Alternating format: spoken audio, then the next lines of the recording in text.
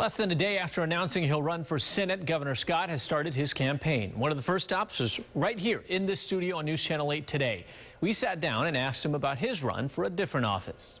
It was the worst kept secret in Florida. So today, with my wife by my side, I'm announcing I am running for the U.S. Senate for the great state of Florida.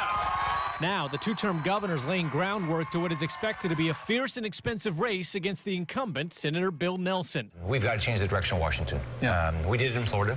Touting his success in bringing jobs to the struggling state. As you remember, when I ran in 2010, the state lost 832,000 jobs in 4 years, and now we've added 1.5 million jobs. He wants to bring common sense in Florida, something Scott says he did when passing gun reform, school safety measures, and more resources for the mentally ill. Not the easiest thing to do in a Republican-led state Congress. That's what we did with Parkland. We said, what's the logical thing to do? I brought together sheriffs and police chiefs and mental health counselors and educators and say, what's the logical things to improve safety of these schools? And that's what we did. Even though asked publicly and privately by President Trump to run for Senate, he distances his close ties by reminding people where he came from. When I'm going to go to D.C., I'm not going to fit in. I didn't fit in Tallahassee. The political insiders said, Rick Scott, he didn't really play by the rules. I'm going to go to D.C. and do the same thing. I'm going to represent this state. Senator Nelson reacting to what may be his toughest fight to keep his seat.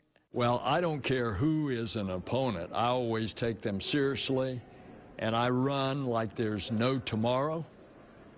And I think in this case, a lot of the differences between the two of us are going to come out in the course of the campaign. So that's what I'd say at this point.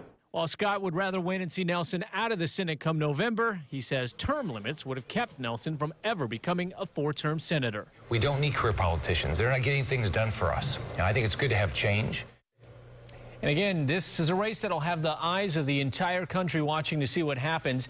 We have reached out to Senator Bill Nelson for more of a response to the governor running against him. We're also inviting Senator Nelson to come to our studios and answer questions and talk about the issues most important to Tampa Bay. We'll let you know if he takes us up on our invitation.